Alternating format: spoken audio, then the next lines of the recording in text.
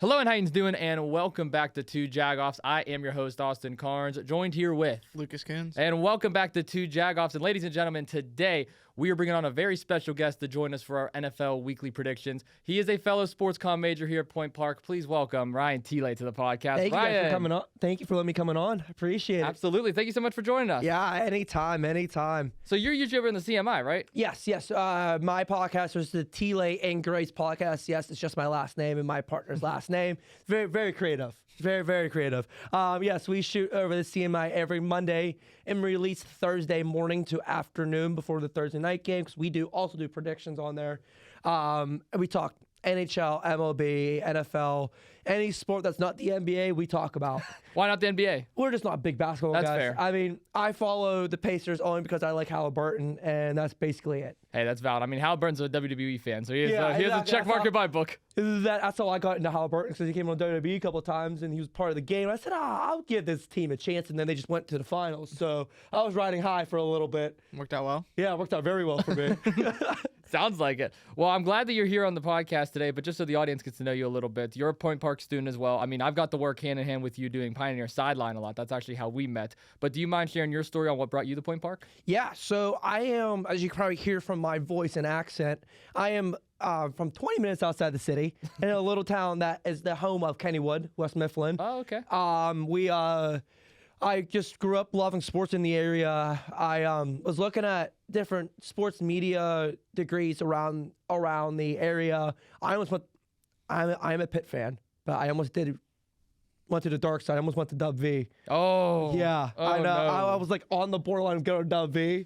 It would have been a very rough time for me. But and then Point Park came in last second. I got a decent-ish scholarship from them, and I looked at the program, and then Dub V, since it's a big D1 school, they told me junior year is probably when you're going to start getting more involved and stuff like that.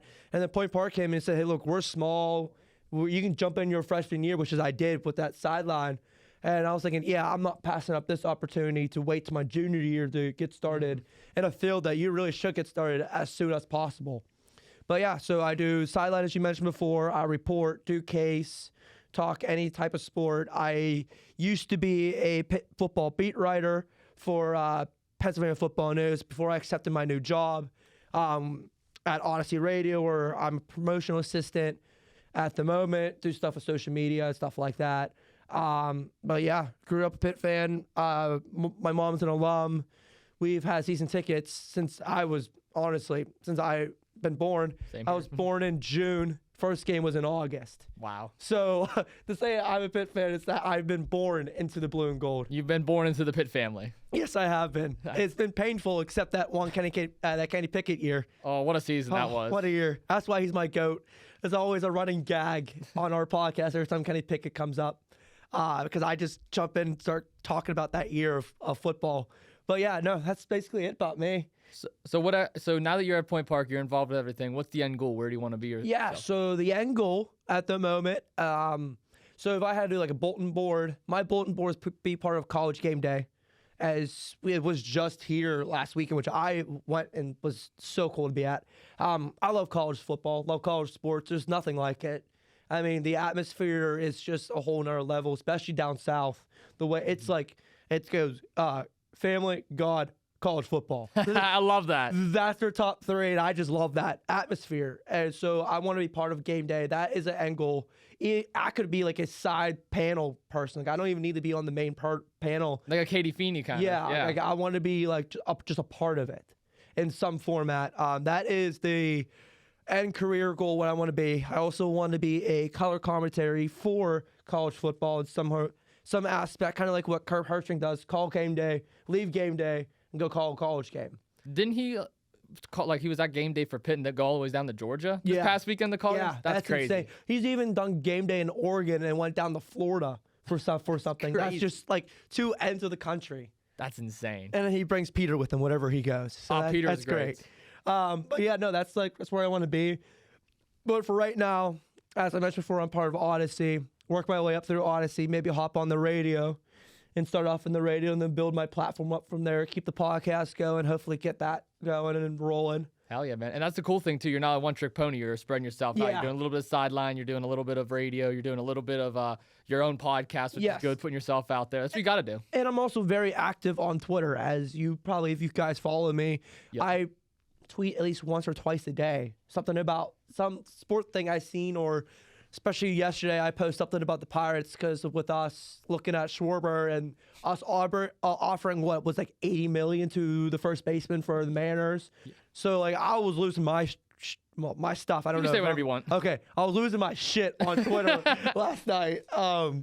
So yeah, I'm just as you can tell, our podcast is not clean. We bleep everything, which. We're going to need the bleep button for my Pitt Notre Dame take that we had on there. Oh, don't worry. You can go all off on it. I think when we first started this podcast, Lucas, correct me if I'm wrong, we went all out, like, trying to make sure we didn't cuss at all. Yeah. And then, like, within the last year, we're just like, fuck it. We can say whatever we want. Yeah, no, if there was, like, a single cuss word, it was, like, panic mode, panic button, there's alarms going off in the room. It was, like, a 90-minute conversation afterwards about why this episode sucks, and then now it's just we don't give a damn. What year is this for you guys? What, for podcasting? Yeah. This is our third year doing so you got to think about it. Media 3 years ago, swearing was like, oh, shit, you just don't do it. Now, like, with the build of McAfee and Barstool and, John Gruden at the moment, like, swearing is just like, obviously you can't drop the F-bomb every other sentence, which is what they don't do anymore, but... I mean, granted, I'm not gonna act like I'm perfect. We'll drop the F-bomb on my podcast. It's just how it is. Natural. But it's natural, and that's sports. I mean, you can't be the news on sports. There's reason, there's news, there's hard news, and there's sports news. So like, I love where media is going, and even on the radio, starting to loosen up. I mean, look at Phil Pony and Crowley and all of them now on the Fan. Like, they're saying shit like every like couple minutes, and it's great. Even hearing Doran Dickerson saying it too, which is hilarious actually. Yeah, which is hilarious. So, I'm like now we're about to hit 1 year of our podcast coming up in January. Congrats. Yeah, thank you. It's been a very fun year. So like at the very beginning, me and I were like, I don't know how much we're going to swear, but then we got in there and like first couple minutes we didn't swear. And like we paused the podcast and I said, Isaac, fuck it, let's go.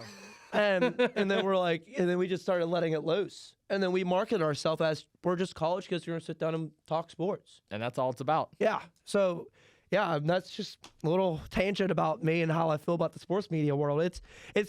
We're jumping in at the perfect time. We really are. Like, we are really starting to boom in with, like, I mean, I don't want to say like old heads, but like older generation starting to retire, especially in the Pittsburgh area. We're about to have a lot of retirees coming up, and a lot of the companies are like, we got to get younger. We got to get these 20-something-year-olds in, so we'll mold them into how we want. And it's gonna be. I have a feeling that pretty soon you're gonna start seeing not hopefully us, but like people that are like us, like in their late 20s, early 30s, like jumping in on these opportunities, because that's where you're getting your viewerships, are the people who are in their late 30s, mid 30s. Like McAfee, I think I want to say mid to late 30s, almost 40. I want to say. So like these younger guys are starting to take over, and that's where it's going to go now. Especially because you're starting to see the rise of social media and everyone using that. Sure. I mean, it's so cool right now. And I mean, I could definitely see some of our peers making it to right off the bat. I mean, granted, our sideline the past 2 years has been some of the best college TV I've seen. I mean, I venture off. I watch a little of Dub V's, what they do down there. I see what Pitt does, and like we're like on a whole different level. And I'm not trying to be like trying to boost our platform or anything like that. Shout out, go listen to We Were Just Live yesterday. But like what we're doing in that little TV station off to the corner of our library is great. I mean, I hear it left and right from people. I have some people text me, be like, what you guys are doing is really good. So, but yeah, You ready to talk some NFL football? I think we're ready to talk some NFL Yeah, football. I let's mean, talk some NFL we're all football. some college kids right here. Let's talk some football while we're at it. Yeah. We got a game on Thursday. Buffalo Bills, Houston Texans. The Bills, of course, came off a big win in that shootout against the Tampa Bay Buccaneers, while the Houston Texans nearly escaped division competition. Ryan Thielet, you're the guest of the podcast today. I'm going to go to you first. What's your thoughts on this game? Who's winning? Oh, man. I'm riding high on the Bills, especially Josh Allen's last game going. Well, I mean, right now I have his stats for the year. He's already thrown for over 2,400 yards. He has 204 for 293, 18 touchdowns, 7 interceptions. I mean, and he just got off 4 touchdowns this past. Yeah. Something like that, yeah. Yeah, Yeah. some alien number of touchdowns and yards. Yeah, I think he rushed in 4, but and then Threw for another, 2. couple. He threw for 2, so Yeah. it was 6 total. Total, touchdowns. yeah, I think you're right, Lucas. 6 Yeah. total. Yeah, so and then I'm riding high with James. I have James Cook in fantasy football. Best pickup. He was like a round 4 pickup. And I say, you know what? I'm going to take a pick on this. We'll see how this goes. Best pick I've ever made. So I'm going to go with Buffalo. CJ Stroud is probably going to be out again this week. I mean, General Mills is doing what he can. I don't know if you guys watch Tom Grossi. I love Tom Grossi. dude, it's- Grossi Posse Packer Nation. Yes, Yeah. yes. And just watched Scripted, I think, this morning. And he calls him General Mills, David Mills. Love that. He's playing great right now also. Nick Chubb's doing what he's doing. Nico Collins is picking up where he left off last season. But if we're just being on it, I don't trust Texans defense. If I had to pick a defense to trust, I don't trust either defense. Let's be for real. But if I had to pick a defense, I'd rather choose the Bills at this point. So I'm gonna go with the Bills. I am gonna be taking the spread too on that as well. Okay. Good to know. Even with the numbers. Wow. Yeah. What about you, Lucas? Yeah, I'm gonna rock with the Bills here too. Absolute shootout between them and the Buccaneers. That was a great game. I got to watch most of the third and all of the fourth. That was a cool game to see. I think Josh Allen's just the better quarterback here, and I think that he's just gonna lead the team better. I honestly don't think the Houstons can outscore the Bills, I don't either. especially without Stroud. With Stroud, maybe. Without, definitely not. So I'm rocking with Buffalo. And what also scares me is that Texans have one good receiver at the moment. Mm-hmm. Yep. Injuries. And Nico Collins is playing. Tank Dell is still out. He's going to be out for the remainder of the season, most likely. And who else is hurt? One of their other prominent receivers are out. Yeah. Oh, and they lost Diggs this past year. Mm-hmm. So that's why, I try to refuse to get anybody from Texas from the Texans this year on fantasy. Yeah, Which that- is honestly a wise move because of all the injuries. Yeah. I'll tell you what, you're going to appreciate this little bit of college knowledge. I believe that if Davis Mills would have stayed another year at Stanford, he could have possibly been a first-round pick. Agreed. I Agreed. believe if he would have stayed another year. So I actually like Davis Mills a lot. I'm a big fan of his. But I mean, this is the Buffalo Bills we're talking about here. The Bills have been absolutely incredible. They're one step ahead against the Bucs in that shootout. I'm going to roll with Josh Allen and the Bills too. Although it's a bit of a down year for Buffalo because of the rise of New England, I still believe they're one of the top contenders in the AFC. I'm going to agree with both of you. Yes. Let's do. How about the AFC this year? AFC's Chiefs crazy. looking outside in. Oh yeah, I'm That's shocked. insane. Well, we'll discuss it later, but we'll keep it moving. Hell yeah. Let's move over to Sunday. Pittsburgh Steelers, Chicago Bears is where I want to go next. That size says it all. You want to kick things off, Ryan? Yeah. So as we say here, Aaron Rodgers is questionable. As it's Wednesday. This released Thursday. We still don't know. Probably by then if Rodgers is playing or not. He is pushing to play, as I saw on Twitter. Look, this is Chicago. Chicago is on a heater. Monday, I chose Pittsburgh to win. I am flipping my pick from the podcast. I am going with the Bears. I just don't see Rudolph. I don't see Rudolph finishing the game. I'm flat out. Yes, he looked great to finish the game up, but he played one quarter of football. Mm-hmm. So I don't think he's going to be playing much. I think he's going to throw a couple picks, probably get hurt because that's the Mason Rudolph standard here at Pittsburgh. And we're going to see Will Howard playing. Yes, I did not say Howard. I said Howard. Hard. Yeah, Yeah. Pittsburgh accent. Yeah, Will Howard is going to be playing, and I'm excited to see him more than anything. So, but for saying that, I think Caleb Williams is going to have his way with our defense, especially with Darius Slay out again. We're going to have a couple other injuries in the secondary, and let's just be for real, our historic defense is awful. So we're just not gonna do well, and we're away. So I'm taking the Bears this week. Yeah, I'm going to agree with you, actually. I'm going to go with the Chicago Bears, and the reason why is because, my goodness, that defense is atrocious. Oh, It is gosh. one of the worst defenses that I have ever seen from the Pittsburgh Steelers. Mike Tomlin should be ashamed. But not only that, I'm impressed with the Bears because the NFC North, I mean, when Lucas and I did our division breakdowns at the beginning of the year talking about all the teams going into the season, we said that there was a possibility of Chicago being good, but it's just too much with the Vikings and a Brian Flores defense, Green Bay on the uprise, Detroit and Dan Campbell. But right now, they're leading the division. They're first, which is incredible. So I'm going to go with Chicago here. I don't care if it's Rodgers. I don't care if it's Rudolph. And again, I mean, I wasn't sold on Rudolph, even though he played well last week. It's the Bengals defense. They're arguably worse than the Steelers defense. So I'm going to go Bears here, too. Yeah. I'm going to be that guy that takes the Steelers. Oh, okay. Please, for the love of God, just throw the ball to Darnell Washington and nobody else the entire game. Darnell Washington, 47 catches. Because apparently nobody else on our offense knows how to catch a football except Darnell Washington.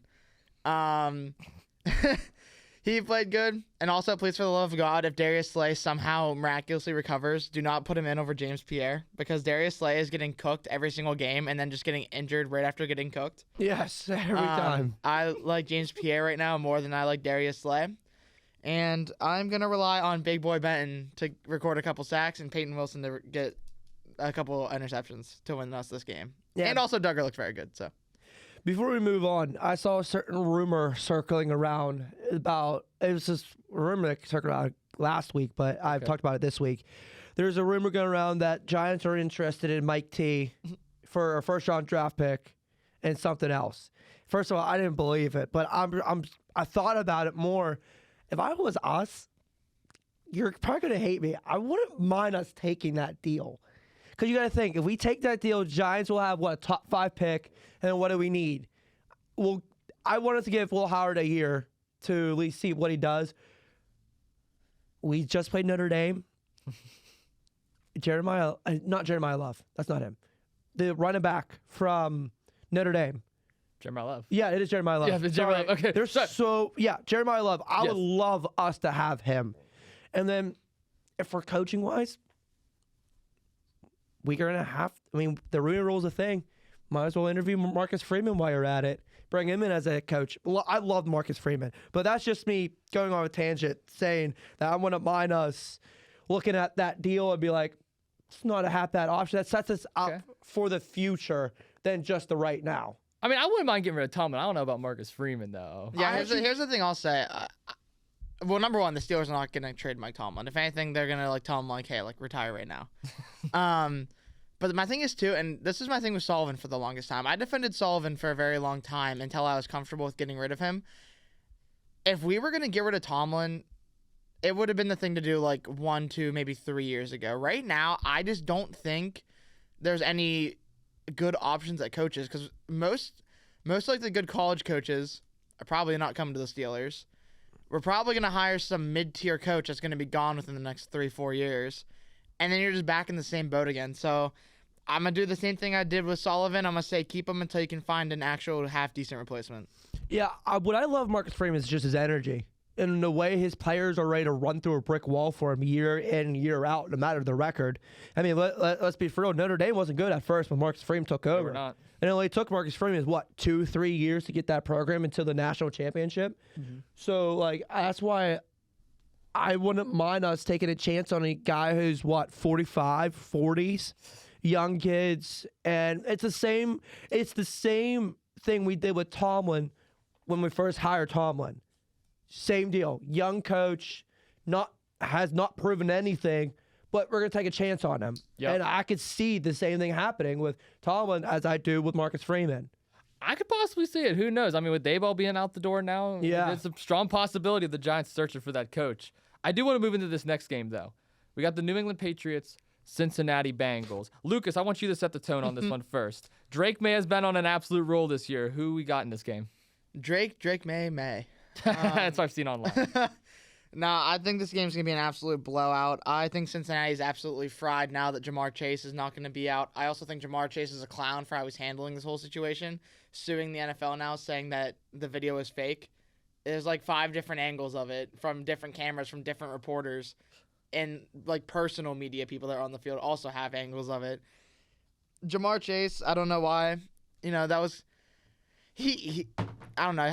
I think Ramsey was already heated enough that you could have got him ejected without getting yourself a suspension and losing almost $600,000 from the amount of fines that you got that game.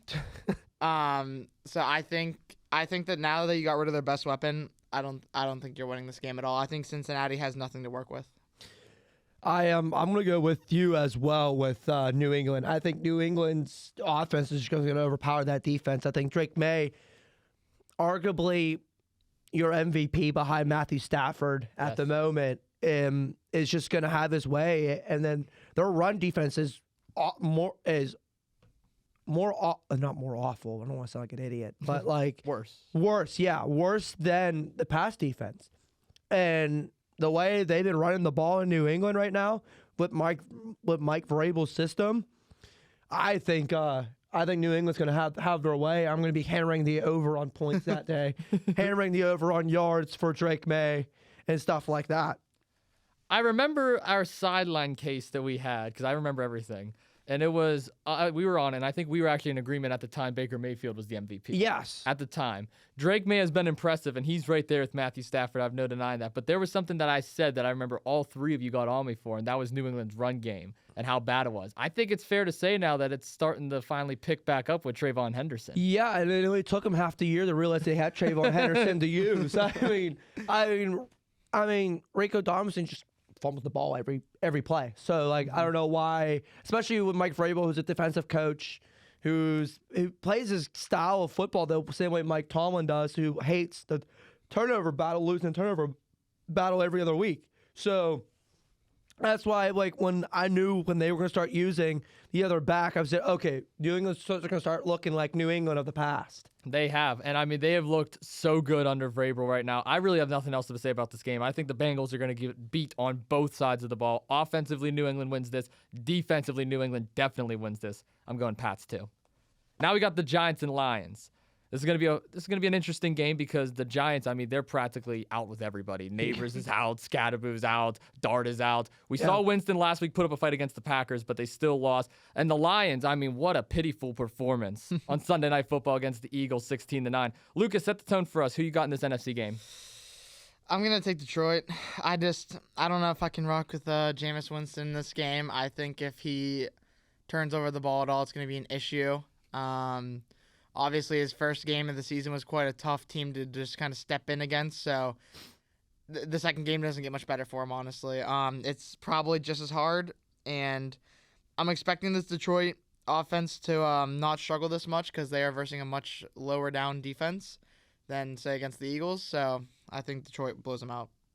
Yeah, I'm going to go with you and talk about pitiful performance. I have Jared Goff, Amon-Ra St. Brown, David Montgomery, and Lions defense all on one team. I'm so sorry for you. Yeah. My condolences. Yeah, man. That last week killed me. By the way, that combination of Jared Goff, Amon-Ra St. Brown, top tier. Mm-hmm. Great. But, yes, I agree with everything you said. I think the Detroit's offense is going to overpower that defense. I think Jared Goff is going to bounce back from how shitty he played against the Eagles. I'm going to be blunt with it. He played awful. Probably his worst game of the season. Amon-Ra couldn't get open, and then the run game just wasn't there. So, which we knew was going to be a problem against Philly's defensive line. It's going to be the run. But, I'm going to go with Detroit as well. That's who I picked on the podcast, and I'm going to stay with that. Yeah, I'm going to agree with you guys. It got to be the Detroit Lions here. I just don't see a world where Jameis Winston can go up against this team and actually win the game. I'm not going to lie. I love Jameis Winston, the person. He's one of my favorites. Yes, he's top tier. Top tier personality. I mean, I will never forget that 30 for 30 he had with the Tampa Bay Buccaneers. That was absolutely incredible. Ryan's laughing because he knows what I'm talking about. Yes, I know exactly what you're talking about. Jameis Winston, when he has a mic in his hand, is just magical. I hope once he retires and he's done playing, that he stays and like he did a couple of hits on TV this past season. I hope. I hope play by play with Jameis Winston. I hope he stays because boy, I will tune in every time Jameis Winston has a microphone in his hand. Like the Gus Johnson of the NFL. If my Sunday night games are being called by Jameis Winston, I don't care.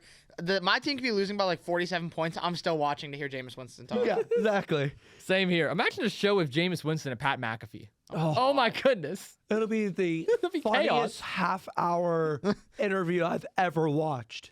It would be great. I'd be so down for it. But no, I got to go Detroit here. No questions asked. Now we got the Vikings and Packers. I'll be honest with you, Ryan. I'm not sold on either one of these quarterbacks long term. I'm not sold on J.J. McCarthy. I'm not sold on Jordan Love. Do you mean 9? Yeah, not sold at all. What's your thoughts? I'm the same way. I had Jordan Love last year in fantasy. He did good for me. I picked up J.J. McCarthy this year as a late round draft pick, thinking that he was good at Michigan.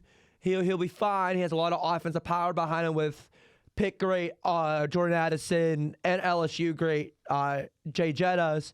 Little college ball knowledge right there. So I thought, okay, if there's 2 receivers, he has a good running back. The line is about average. He'll be fun. It's like the perfect situation for a rookie quarterback. Mm-hmm. Technically a rookie quarterback. So I thought he'd be fine, and I don't see it. Even with Kevin O'Connell's system, and he's one of the best quarterback coaches in the entire NFL, besides Andy Reid, because Andy Reid can just do anything with a quarterback. But I don't see it. But if I had to pick a lesser of the 2 evils, I am picking Green Bay just because of the defense. Okay. Yeah, I'm going to pick Green Bay as well. I'm not sold on Minnesota this year. I thought they were going to be much better than they were, especially coming off of last year. But it looks like maybe they should have kept Sam Darnold another few years because J.J. McCarthy is definitely not the answer.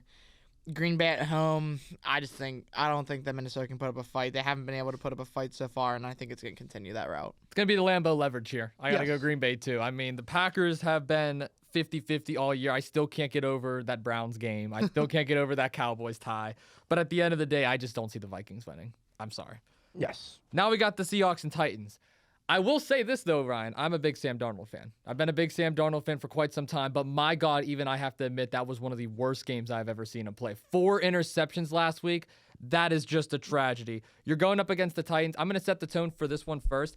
I'm going to go Seahawks in a bounce-back victory. I believe JSN is the best wide receiver in football right now. He has been on an absolute tear this year. Agreed. Love the run game that they have. I wish they would have established it a little earlier against the Rams last week. But again, it was a division game. I think Cam Ward, the future is bright for him down in Tennessee. But again, you're already on your second head coach in your rookie season, so you can only work with what you're given. There's a lot of injuries down there too. But at the end of the day, give me Seahawks on the road. Yeah, I'm going to agree with you with everything you said.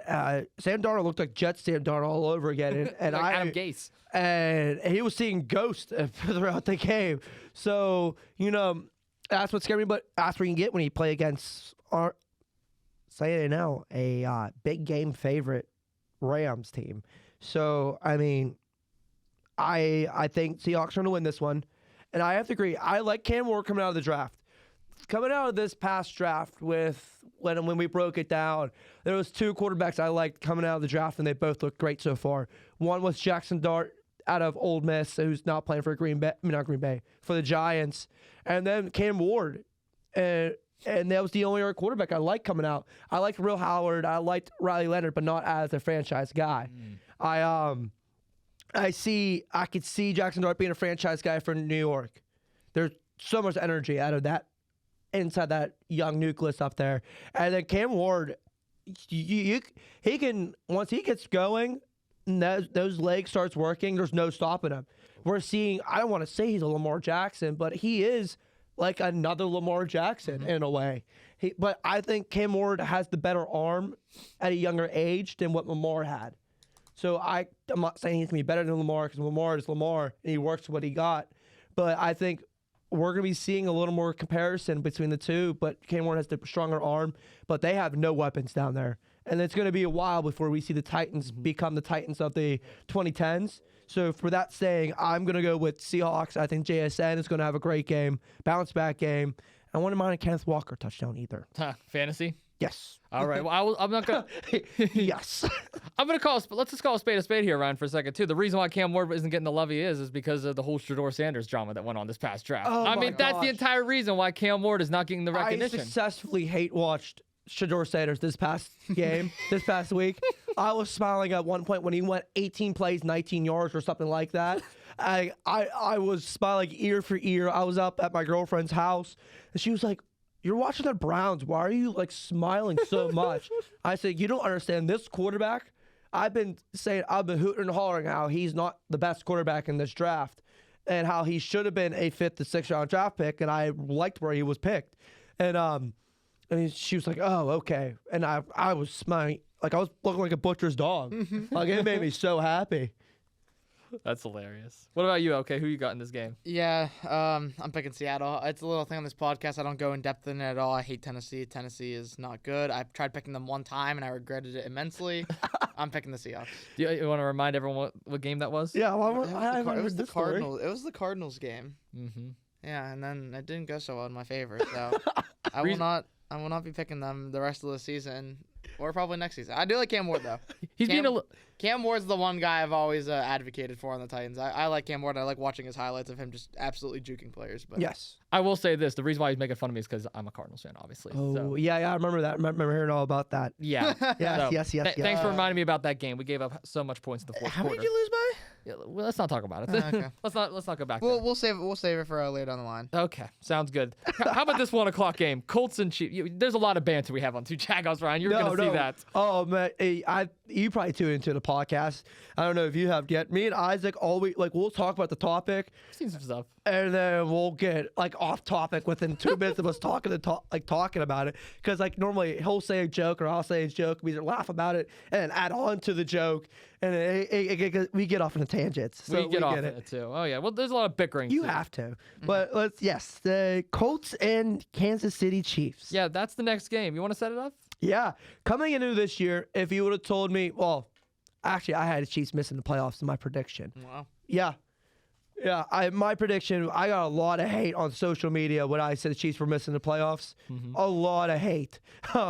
But still, if you would have told me that the Chiefs were 5-5 and the Colts were 8-2, I would have said, "What are you talking about? What do you mean the Colts are above 500?" Because I had them being below 500, being a top 5 pick this year. But I am riding high on the Colts. I am Indiana Jones has looked as best as he's looked all year. JT, if he wasn't a running back, he is your MVP, in my opinion. It's fair. So I'm going to go with the Colts, even though they are dogs on sleeper right now going into this because they are playing in Arrowhead. I don't care where you're playing. You can play anywhere. This is the NFL football. This is NFL football. Any team can win at any point. I'm going to go with the Colts. I'm going to ride high with JT. I think the defense of the Kansas City Chiefs run defense is not going to be able to stop JT. So, yeah. Why you, Lucas? Yeah, I'm going to agree. I'm going to take an Indianapolis on this one. I think JT is insane. Easily fighting for that offensive player of the year. Probably his only competition really being JSN. Yes. If it's not one of those two, then the NFL is rigged, in my opinion. But no, I think Indianapolis is the better team. Kansas City's had a lot of struggles this year, and I think this is going to be another struggle game for them. Obviously, they're falling off from what I think a lot of people's expectations were this year. A lot of people said, they're going to have an easy run, back to the Super Bowl, probably a rematch, and it's not coming to fruition right now. So I'm going to take Indianapolis. I think if somehow it is a lose game for Indianapolis, it's probably going to be by a field goal maybe or something like that. Indianapolis is so good right now. I don't know. Jonathan, I feel like Jonathan Taylor's going to run over this team. I mean, we're just talking about their offense right now. Their defense is, I think, one of the more underrated, not talked about defenses in the league. I mean, from the top level down, you got stars and potential Pro Bowlers. I know the Pro Bowl don't mean as much as they used to, but it's still an honor to get selected to the Pro Bowl. So when you got a stacked offense like that and a very good defense, there's no way you should be able not to beat a Chiefs team that doesn't have an offense. Mm-hmm. See, this is where we break apart. I'm going to respectfully disagree with the both of you. I'm actually going Kansas City, surprisingly. And the reason why I'm going with the Kansas City Chiefs is I smell vengeance on their mind. Listen, last week against the Denver Broncos, they did not show up. Travis Kelce looked pretty solid. I will say that. He had 9 receptions, 91 yards on a touchdown. But outside of that, Kansas City is outside of the playoff bracket right now. They are not in the playoffs as we speak. Season ends today. Chiefs are on the couch. I look at the playoff bracket a little more in detail, though. I see the Jacksonville Jaguars at the 7th seed, and I see the LA Chargers at the 6th seed. Did we not just see the Chargers get the break speed off them by the Jaguars this past week? I get it, the Chargers have a victory early on in the season against the Chiefs, but at the end of the day, this is the later stages of the season. This is where we finally start to see the rise of Patrick Mahomes later in the year. So I'm not confident at all in the Chargers or the Jaguars to actually make the playoffs when it's all said and done. So I could still see Kansas City squeeze in and get that 7th seed. Here's where it stands right now with the Chiefs and Colts. Everything you both said about the Colts, I agree with you on. I love Jonathan Taylor, high on Daniel Jones. The defense is underrated, but I just smell vengeance on their mind. It's going to come down to the wire. I think it's going to be a game-winning field goal. Going Chiefs. That's where I'm. Hey, I said that can happen. Huh? I said that can happen. Hell yeah. Hell yeah. I don't agree with you, but I said it could happen. I don't agree with them either. But this is gonna be the game of the week, in my opinion. I agree. And minus the Sunday night game, which is going to be a really good Sunday night game. Can't wait to get to that one. I'm hoping this next game could be game of the week if the Jets somehow come with an upset. Oh, you want to start us off over there with the Ravens and Jets then? Go ahead. You're so high on it. Well, I'm just hoping that my division rival loses to the Jets like the Browns did earlier this season.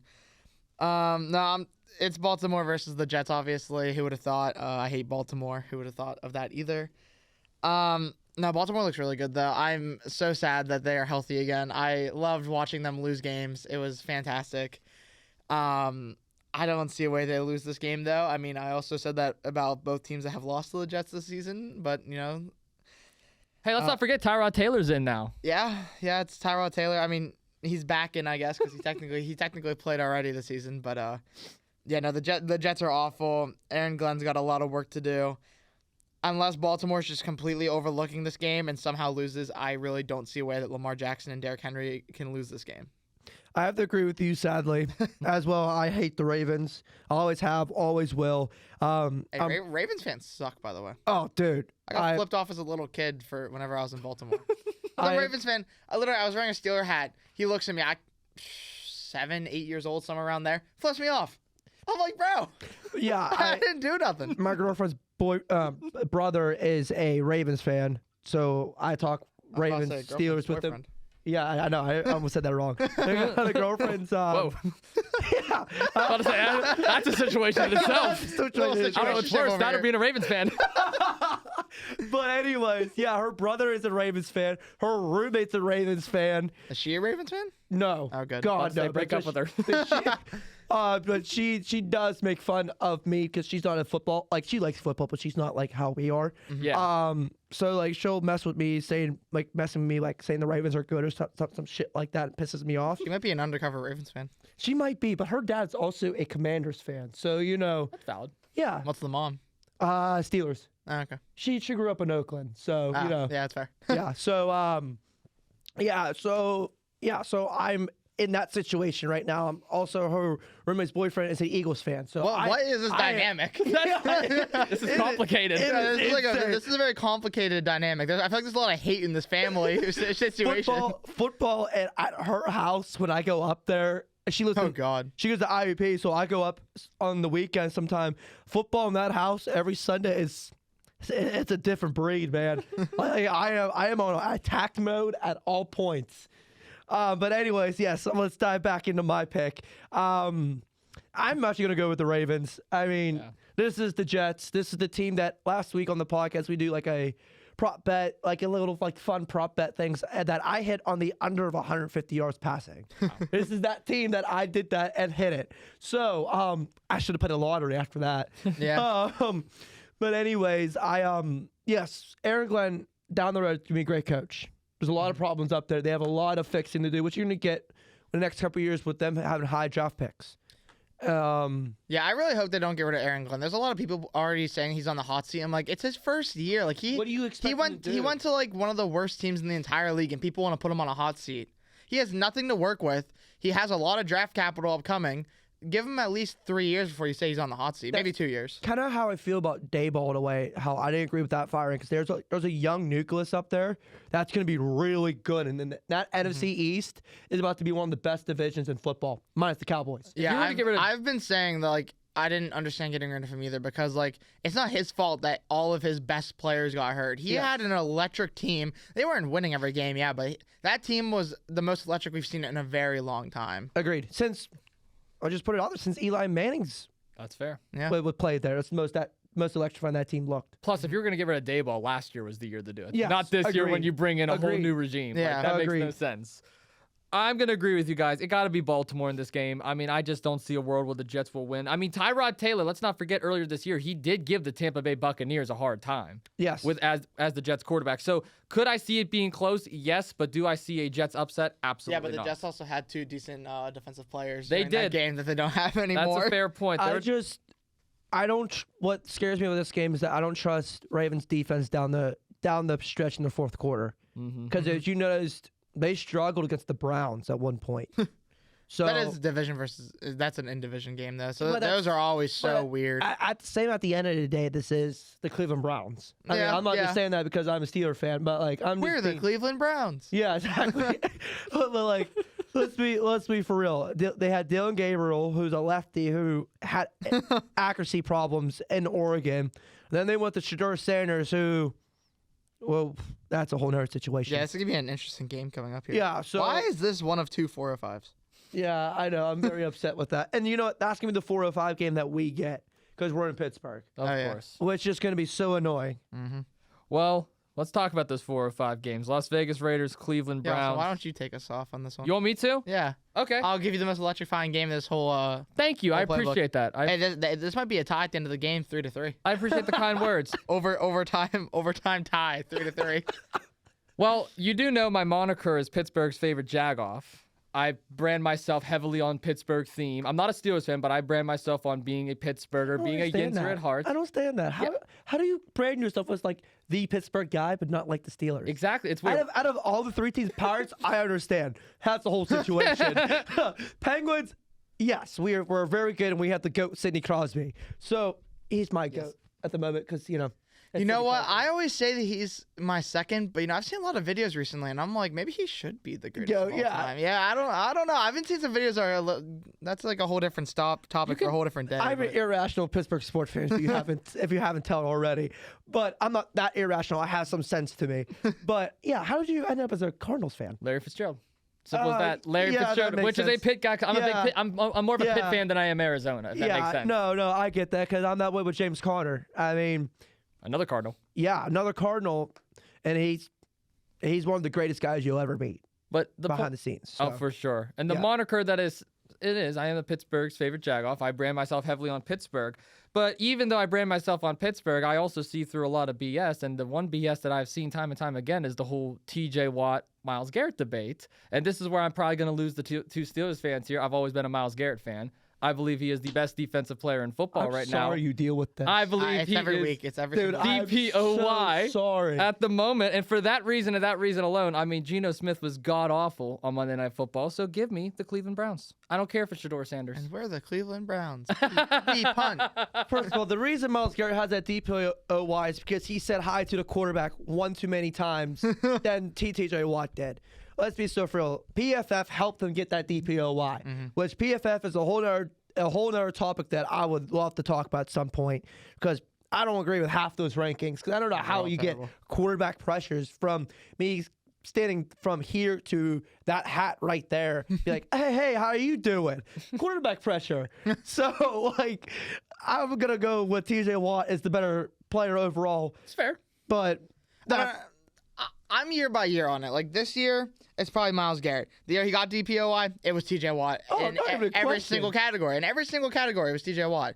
even career stats right now is TJ Watt at the moment.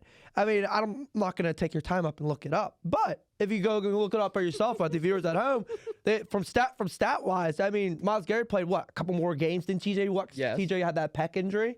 Even if TJ Watt didn't have that pec injury, his stats would be way above Myles Garrett, and we wouldn't even be having this conversation.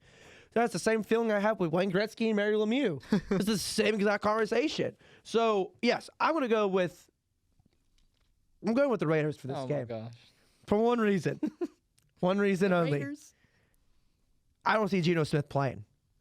Oh, he's on the Kenny. See, this is the Kenny Pickett delusion that's about to come out. Here it comes. My man, the one, the only, the should have been Heisman the year he was nominated. Kenny Pickett. Okay, you don't understand. And you're saying I'm blinded by delusion. Be You're quiet. saying I'm blinded by delusion. I have been a Pitt fan my whole life. I've gone through Tino Sinceri, Savage, Hate the Peterman. Nathan Peterman, Nick Patty. Nick Patty. Uh, Ben DiNucci. Max Brownie. Oh, yeah, I have some knowledge about Pitt football. Then we had this one kid from New Jersey, Kenny Pickett, come in. don't forget Jagovic. Oh, Jagoffs was after. I'm not counting him at the Okay. moment. And so we had all these quarterbacks, and then we had Kenny Pickett, who gave us hope. He beat Miami the year that Miami was supposed to be the team, and this year they're supposed to be the team. They're not that good. That's a whole other thing. So he gave me one good year of football where I walked into Heinz Field when it was Heinz Field at the moment. I said, you know what? We're going to win this game. I've never felt like that since, except a little bit this year. So now I'm riding high, and Kenny Pickett's going to come in and beat the Browns, the team that traded him for nothing. Are you the type of guy to always flaunt that Kenny Pickett's a Super Bowl winner, even though he had like negative yards in the Super Bowl? No, because I get that. Okay, But there thank is a God. video of me. I know a guy that always flaunts that Kenny Pickett is a Super Bowl winning quarterback whenever he had negative yards. I'm like, dude, he did nothing. I'm not that guy, just so you know. Not you. There's actually someone else I do know though that always just argue that with me. And I'm like, he did nothing. For that game, I wore my Kenny Pickett Steeler jersey to my Super Bowl party. And there's a video of me jumping up when I saw him on national television jump up on the field, jumping up, screaming like, let's go, woo, like screaming. I don't think I ever showed you that video. I'll have to go back and find it and send it to you. But yeah, there's a video of me losing my shit that he got on. So I will be losing my shit if he jumps on the field and plays this year. Or plays for the Raiders. So you're Raiders, I'm Browns this week. Yes. Lucas, you're the tiebreaker. Yeah, I hate doing this, but I'm taking the Browns. I don't know. I could see the Raiders easily Myles winning Garrett. this game. They got Ashton Jenny, but the thing is, that O-line for the Raiders is god awful. I feel bad for They JP. threw. Yeah. I was watching this one clip because people are saying like Genty's not playing good, and they were like, no, this is why he doesn't look good. They were throwing a pitch to the right side, and the right guard stepped inwards, and then like the other guy just like forgot to block in general, and then like Jenny had like 3 people on him behind the line. Like Jenny could be so good on any other team but the Raiders. Oh, so good. I like Brock Bowers. He's top 2 in the league. I don't know if I want to put him 1 yet. He's probably 1 to be honest. And I really He's like a different breed. and I of really tight like end. Max Crosby. I think this game depends on if Shador can throw for more than 19 yards, and which version of Myles Garrett we get. Are we gonna get the Myles fair. Garrett that got 5 sacks in a game, or are we gonna get the Myles Garrett that got soloed by Broderick Jones and didn't record 1 tackle or 1 QB pressure? That was Broderick Jones' best game in his whole Oh, yeah. career. I agree. Like we didn't even need to double team Myles Garrett that game. No. So I think it depends on which Myles Garrett we get today. And that's why I refuse to put him as DPOY this year, because he's so 50-50. He's either the greatest defensive player of the week or the worst. Yes, agreed. And I find that, and here also, I'll say this to make you happy, I find that with TJ Watt too, so you're welcome. I don't think either of them deserve it this year. No, agreed. I don't think either of them do. So Well, I will say I'm this- gonna pick Cleveland, assuming we're gonna get the good one, because if he cannot help this team win against this O-line, certifies my stance on what I just said. One last thing about this game before we move on. It's not just Brock Bowers. Ryan, you're going to appreciate this. It's Brock Bowers. Yeah, exactly. You got to do a little Paul Like, Heyman. I don't have the Like- voice. I don't have the voice of it. I'll lose my Like voice how when I you're try. about to hear me talk about the Eagles coming up. Wait till you hear what I do. Okay. I'm really excited for this next game. Yeah, I am too, actually, because I hope a blowout happens. Jacksonville Jaguars, Arizona Cardinals. Boys, it's my team. I'm going to give you guys the reign here. Go right ahead. I'm going Jacksonville. Same. Same here. Same. Even without Travis Hunter, they looked amazing last week. Yes. Trevor Lawrence looks like the Trevor Lawrence from the Clemson years, and I think he's starting to finally find his stretch for how he can win games, which probably should not have taken this long in his career to figure out. But that's you're talking about spilled milk at this point. So I'm taking Jacksonville. And how you feel about your quarterback breaking a record but still losing the game? 47 completions in one game. It's a Yeah, but record. still lost by 19. We did. Let's keep it moving. Wow. So I like whenever Austin gets. I like whenever I get to team up with people against Austin. It makes me feel good inside. Oh, knock it off over there. You know, you should watch Case sometimes. Huh? You should watch Case Oh sometimes. yeah, definitely. He sent me a couple clips from cases and stuff. I mean, yeah, all fairness, Ryan and I. I get a lot of wrestlers to turn on him and come to my side, so it's a great time. You know, whenever I can get someone to pick on Austin, it's just like something in my heart. Just like it feels like I have like little butterflies in there. All I'm cheery. happy you get that. Yeah. Well, thank you very much. And Ryan, don't act all innocent. It's not like me and you don't team up and take down Matt Palangio all the time and every single others. time. Oh, that also makes me happy though, just hearing that. Yeah. Yeah, we're usually the ones getting under Matt's skin, which Yes. is always fun. Because we always agree half the time on Case. Yeah, I we love do. Matt, but he's a Dallas fan, so I can only love him so much. Yeah. What about you, Lucas? Who you got in this game? Jags or Cards? Jacksonville. Okay, there it is. I ain't picking no Cardinals, especially after last week. Well, here's the dilemma. I'm actually going to pick the Jaguars with you guys too. I'm not a delusional. I'm not a delusional Wow. Cardinals fan. I actually want the Jaguars to beat the Cardinals because that's a higher draft pick for us, so we can maybe get someone better in the draft. But Quarterback? in all seriousness, I would not mind. I want Kyler Murray out of here now. Yeah, But he's gonna get Arch Manning. no, absolutely the hell No, not. our fan is next year. Oh really? Yeah. Absolutely the hell not. Give me someone else. No. It's No, actually no. good he's staying another year. He needs He it. would not get picked in the top 3 rounds if he went this year. It'll be a whole nother Shador situation. Agreed. He can get Drew Howard then. Hell no. No, absolutely not. I hope you guys picked Drew Howard in the first round. No. I hope they do. It would be funny. But I do want to give the Jags their flowers real quick. Outside of Mike Vrabel, I believe, and I think you guys might agree with me, Liam Cohen is the best rookie head coach signing this past offseason. I've been very impressed with Liam Cohen. Ben Johnson, another one too. I really like. I respect that one. Ben Johnson. Yeah, Ben Johnson might be my pick. But I love what Liam Cohen is doing right now. Because, I mean, let's be honest. Look at all the different head coaches Trevor Lawrence has worked with. Has he looked this confident under any other No. head coach? I'm a fan of what Lawrence is doing right now. I got to go Jags. I'm expecting a blowout. I know we said earlier Kansas City, Indianapolis might be game of the week. I would argue this might be game of the week just with the implications on the line. Dallas Cowboys, Philadelphia Eagles. This is going to be close. Don't let the scores fool you. Ryan, start us off. This ain't just the Philadelphia Eagles. This is your reigning, There it is. defending, undisputed Hit 'em. Super Bowl champions, the Philadelphia Eagles. There we go. And taking Hell of on an intro for as a Steeler fan. Yeah. Yeah, I'm pretty good with that. I do it for like all the major sports. Like when we talk about the Panthers, I do it for NHL. I've done it for the Dodgers. The Dodgers one God. for this past year was pretty good because I threw the back-to-back in there too. You know, I watch a lot of wrestling. I'm a Paul Heyman guy, so I get it. We're big wrestling fans here on the pod, so Yeah, we love it. I'm gonna go with the Eagles for this game. What scares me is what version of George Pickens and CeeDee Lamb are we gonna get this week? Are we gonna get the? I have to go gambling again to get benched for the first. Yeah. So Damn. yeah, how did they get benched? What was the story behind that? So apparently they stayed up extra late the night before at a casino together, and I guess somehow the management knew about it. I don't know if they straight up told them it was happening. Maybe they knew they were going, but they stayed out too late, missed like a curfew or something like that. I think they did miss a curfew, and they missed a curfew because of gambling. And so they got benched for the first drive. I mean, what happens in Vegas stays in Vegas, I guess. I guess so, but yes. So I don't know what version of that we're gonna get, and also what version of Dak Prescott are we gonna be getting? Yes. That is the real question. Dak Prescott's been the most inconsistent in his whole career this season. I think we need to be questioning what version of Jalen Hurts and AJ Brown and Saquon Barkley are we getting. That's a fair point. Dude, yeah, I know. That's a fair point, I have actually. Saquon in the league. I also have AJ Brown in the league. AJ Brown Yeah. was my second overall pick.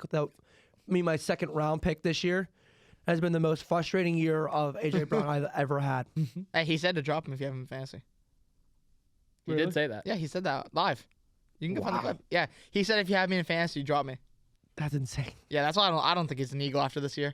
But I'm also gonna pick the Eagles. I actually don't think this is gonna be a very high scoring game. I think it's gonna be a defensive game, even though Dallas has like the worst defense. Agreed. I just don't think Philadelphia's offense can get it together.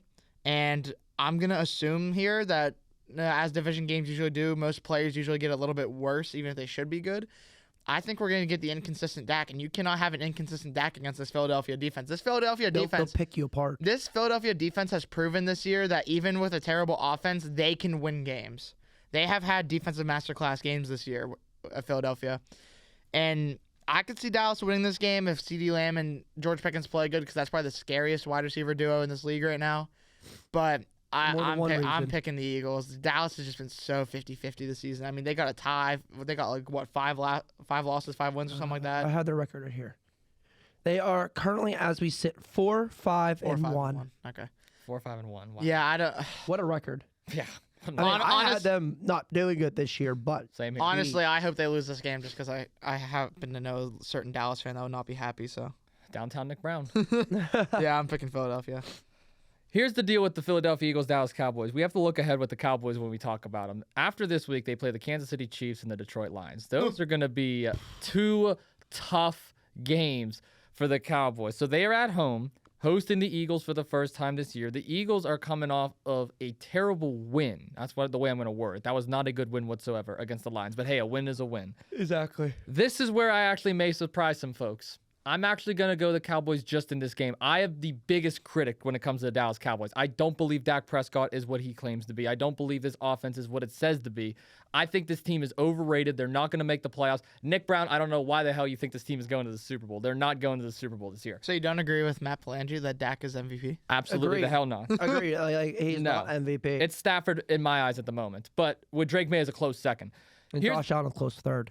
That's fair too. Dallas Cowboys, though, in this game specifically, I can actually see them getting ahead against the Philadelphia Eagles because, again, yes, the Cowboys' defense is god-awful. We all know that. We all understand it. But it's not like the Eagles' offense is exactly on par this year. Where is Saquon Barkley? I mean, seriously, like, can we send him He's like on the a Madden cover. He is on the Madden cover. Can we send him like a love letter or something? Like, I don't think it's Saquon playing bad.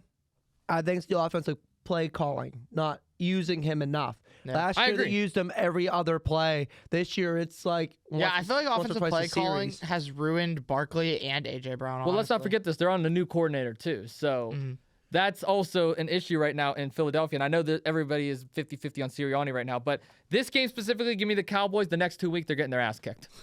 Yeah.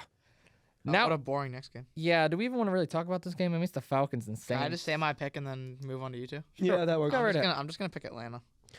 It's Kirk Cochain time. Kirk Cousins is going to win this game. Atlanta.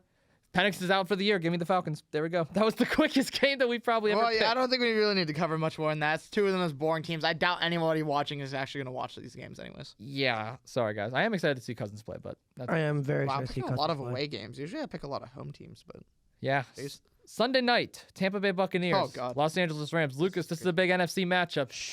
Start us off.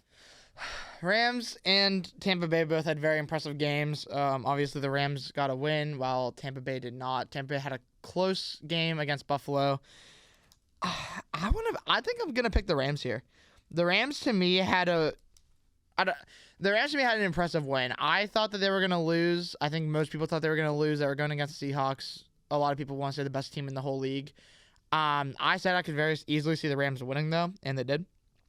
Tampa Bay, I think a lot of people expected them to lose. It was like a revenge game pretty much. That's what me and Austin both called it, as a revenge game. This Rams team is scary, and Tampa Bay was still dealing with so many injuries and stuff. I love Baker. He was my MVP for probably like the first 9-10 weeks of the season. But I don't know if they can beat this Rams team with the injuries. If it was fully healthy, give me Tampa Bay. But right now, I don't see it. I think the Rams are the best team right now, and I think that the Rams are going to win. I think it will be a close game, but I think the Rams are going to win. I think it's going to be another shootout like it was with Tampa Bay and Buffalo Bills. I have to agree with everything you said. This Buccaneers team, on paper, fully healthy, is one of the best teams in the NFL.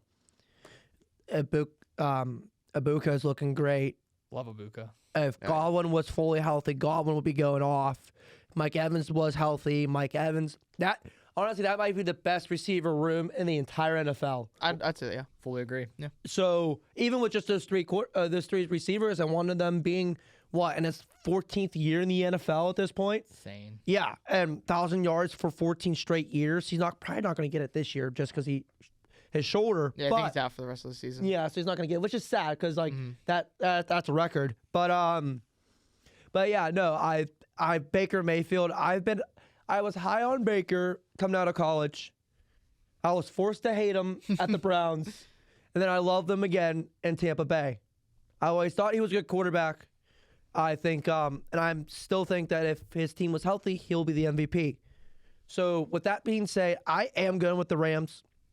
This Rams team, honestly, I wish Tampa Bay was healthy because the receivers that we'll be watching, Mike Evans, Devontae Adams, Ibuka, Chris Godwin, Puka Nacua.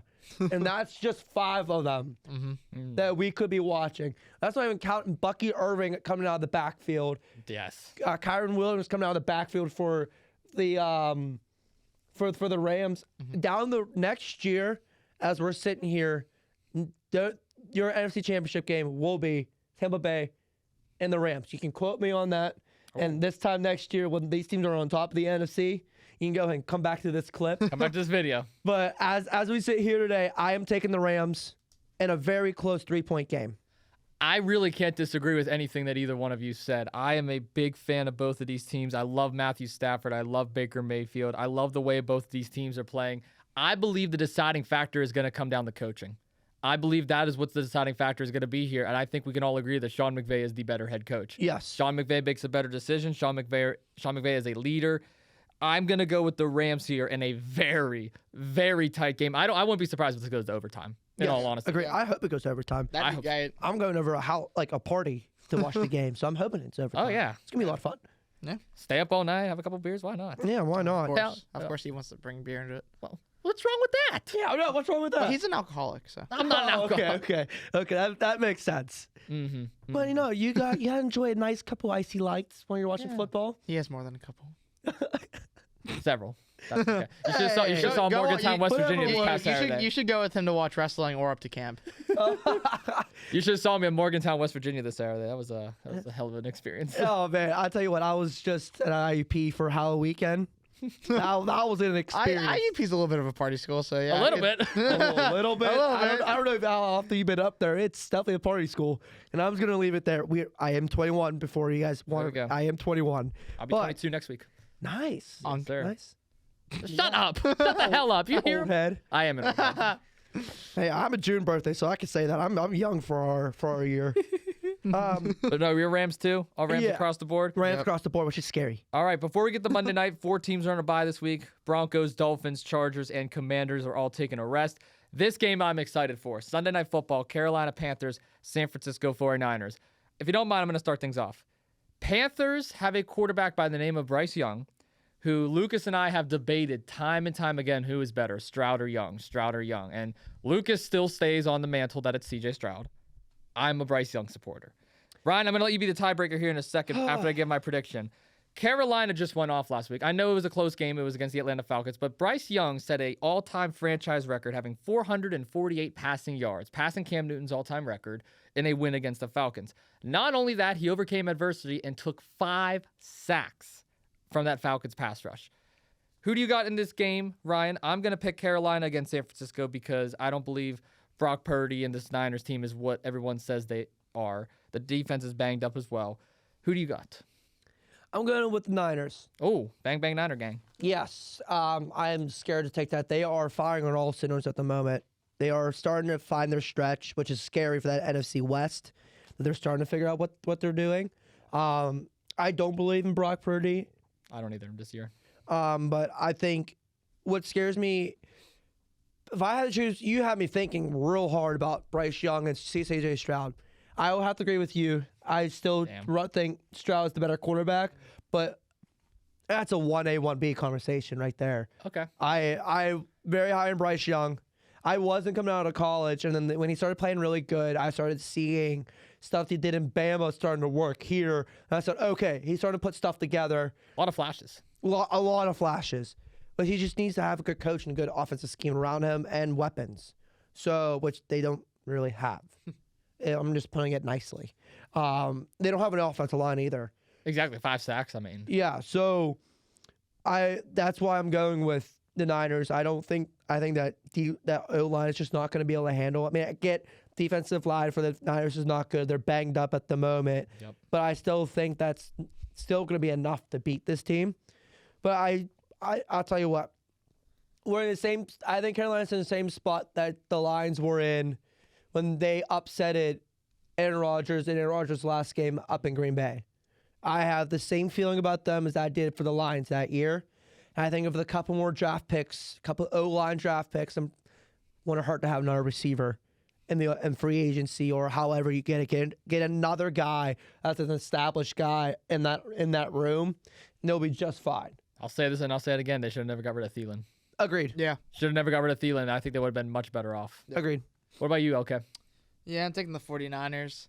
I think they had a good game last week. Both teams had a good game last week. I don't know if Bryce Young can put up against us. He has to go up against a better offense now, and I'd say probably a better defense. I don't know about that. It just depends with the injuries right now, but I think the 49ers have a pretty explosive offense. Like you said, they're starting to find themselves finally. So I think that's going to be a close game, but I think it's going to be a little bit of a shootout. I think we'll get a lot of points this game from both sides. I think so too. I could see some points. I have it as a high-scoring game on my end, so. Gosh, I hope we have a good primetime games after last week. I pray that we do. Oh, my God. Can we stop putting the Raiders on primetime? Yeah, that's all I ask, too. Like, I'm trying my thing for Pitt. God. But, yeah, no, like, a topic of our conversation for the podcast this past week was, can we please get a good primetime game? We haven't had a solid primetime game almost all year. Nope. Which is weird. I mean, I enjoy the Cardinals beating the brakes off the Cowboys. Oh, I know personally. Well, I did too, as a guy who hates the Cowboys. so that was my favorite primetime game. But Yes. That's besides the point. I do want to talk about Pitt now, and I see the laptop's already out, which means we're going down to business now. Yeah. So while you're pulling up your stats, if you don't mind, I'm going to share my little game day experience. I had the pleasure of going to College Game Day 2. I have season tickets for Pitt as well. Yes. Section 152, represent, baby. Oh, And- I'm 138, so I'm not far off from you. Not at all. Not at all. Yeah, we're row A. We're like right there, right in the back of the end zone. We're like P, so we're like in the middle of the section. Try and meet up next. Really nice. Maybe at the We might- Miami game. I feel like before you get like too involved in like this game, I feel like you should go in like the history of Pitt and Notre Dame. The history of Pitt Notre Dame. Okay, that's Like fair. specifically with you. Well, specifically with me, I had the unfortunate honor of going to the game at South Bend, Indiana, a couple years ago, where Pitt absolutely got the brakes blown off. And not only that, I famously froze my ass off at that game. The only good part about it was I won a cornhole tournament at the tailgate, so that was fun. Yeah. But outside of that, Pitt, same result, got blown out 37-15 against the Notre Dame Fighting Irish. And I will say this, number one, Jeremiah Love is a stud. He will be in the NFL. He will be playing on Sundays in the foreseeable future. Outside of that, though, game day was incredible. I got to say what's up to McAfee, which was a dream come true. I love Pat McAfee. Got to say what's up to Kirk. Did you say anything else to him, or was it just a quick what's up? Brief what's up. That's cool. Gave him a handshake. I got the pet Peter, which was nice. Yeah. The only person that I actually got to have a whole conversation with was Katie Feeney from ESPN. I talked to her for a minute. I got a selfie with her. She was amazing.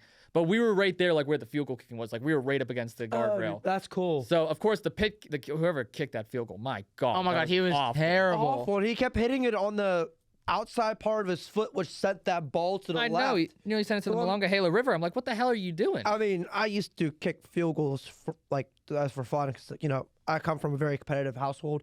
One plays soccer, I play baseball, and then we all love to play football. So like me, my dad, and my little brother used to always say who could kick the furthest field goal. So I learned off by hand how to kick a field goal. Mm-hmm. And what he kept hitting it on. So you're supposed to hit on the inside to your middle toe. What he kept doing, he kept on hitting it out here, which sent it to the left side.